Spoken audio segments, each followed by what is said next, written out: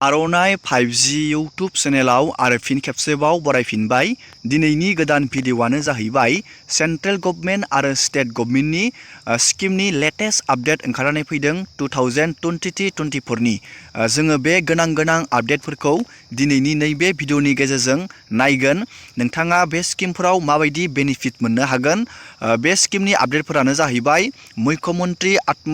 मुख्यमन्त्री आवास योजना ग्रामीण आरो PM किसाननि आपडेट आरो प्रधान मन्त्री फसल बीमानि आपडेट आरो स्वच्छ भारत मिशन नि आन्डारनि सिङाव टयलेट फेज 2 टयलेटनि आपडेटखौ जोङो नैबे भिडिअ'नि गेजेरजों नायगोन। नोंथाङा भिडिअ'खौ जोबजासे नायलांबाय थाबानो जाबाय आरो नोंथाङा भिडिअ'खौ मोजां मोनोबा चेनेलाव गोदानबा चेनेलखौ साबस्क्राइब खालामबानो जाबाय, जाहाथे बेबायदिनो गोदान आपडेट डिटेल स्किम डिजिटेल खौरां मिथिनानै लानो हायो। दानिया जोङो गिबि आपडेटखौ नायगोन। गिबि आपडेटआनो जाहैबाय नैबे डिसेम्बर 21 आव लेटेस्ट आपडेट आसाम केबिनेटनिफ्राय मोनसे डिसिसन ओंखारनानै फैदों।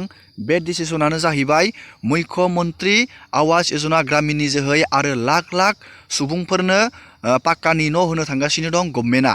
बेयाव नोंथाङा न' लुनो थाखाय मोनगोन 1,30,000 बेखिनि फैसाखौ नोंथाङा मोनगोन DBT डाइरेक्ट बेनिफिट ट्रेन्सफारनि जोहै नोंथाङा बेखिनि रांखौ मोननो हागोन मोनथाम किस्तियाव न' लुनो थाखाय। बेयाव गोबां लाख मानसिफोरानो मोनगोन। 1,30,000 मानसिफोरा बे न'खौ मोनगोन। स्पेसियेलि टि गार्डेन लेबार जाय बिथांमोना साहा बागानाव खामानि मावो, नोंथांमोना बेयाव 13,000 बेखिनि न'खौ नोंथांमोना बेखिनि न'खौ मोननो हागोन। 13,000 बेखिनि मानसिफोरा न'खौ मोननो हागोन।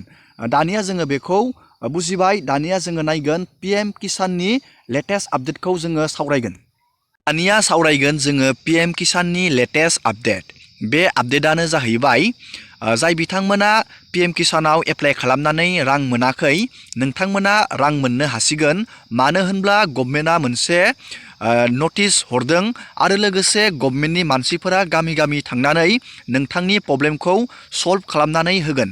जेब्ला गभर्नमेन्टनि मानसिया नोंथांनि गामियाव भिजिट खालामो, अब्ला नोंथाङा आधार कार्डजों नोंनि बेंक एकाउन्टखौ लांनानै नोंनि प्रब्लेमखौ खोथानांगोन।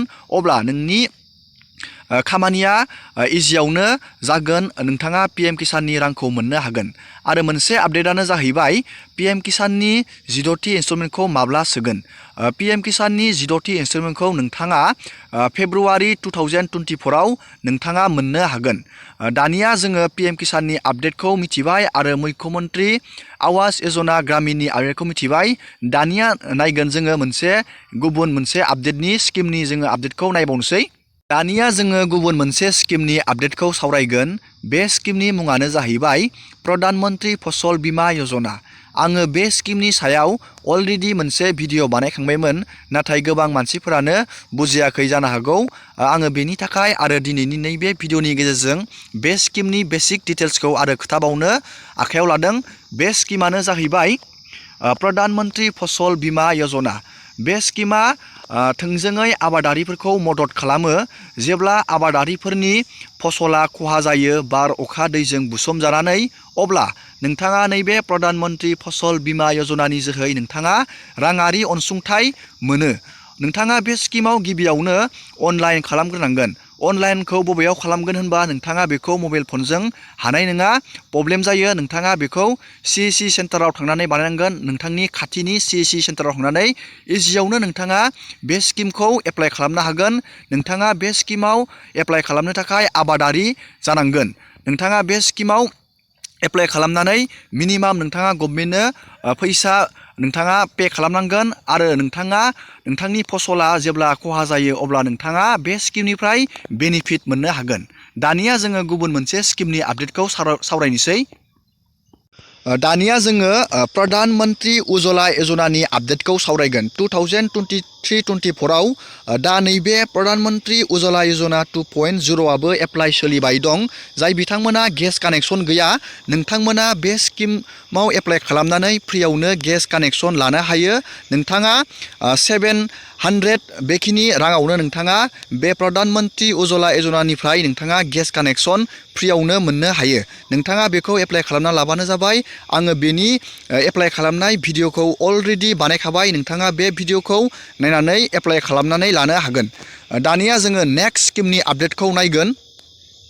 दानिया नायगोन जोङो स्वच्छ भारत मिशन आन्डारनि सिङाव फेज 2 टयलेटखौ नोंथांमोना एप्लाइ खालामनो सानदोंब्ला नोंथाङा बेयाव इजियावनो एप्लाइ खालामनानै टयलेट लेट्रिन नोंथाङा मोननो हागोन। बेनि अनलाइन एप्लाइआ दासिमबो सोलिगासिनो दं। नोंथाङा बेखौ मबाइल फननि मददावबो एप्लाइ खालामनो हागोन आरो नोंथाङा नोंथांनि खाथिनि CC सेन्टाराव थांनाबो नोंथाङा इजियावनो एप्लाइ खालामनानै लानो हागोन। नोंथाङा बे स्किमाव एप्लाइ खालामबा टयलेट लेट्रिन लुनो थाखाय नोंथाङा 18,000 रां मोनगोन। मोननै किस्तियाव नोंथाङा बे रांखौ मोननो हायो। दिनैनि भिडिअखौ आङो बेखिनियावनो फोजोबबाय। नोंथांमोना भिडिअखौ मोजां मोनोबा लाइक खालामबानो जाबाय आरो चेनेलाव गोदानबा चेनेलखौ साबस्क्राइब खालामबानो जाबाय। एसेनोसै दिनैनि भिडिअआ, आरो लोगो मोनगोन नेक्स्ट भिडिअआव।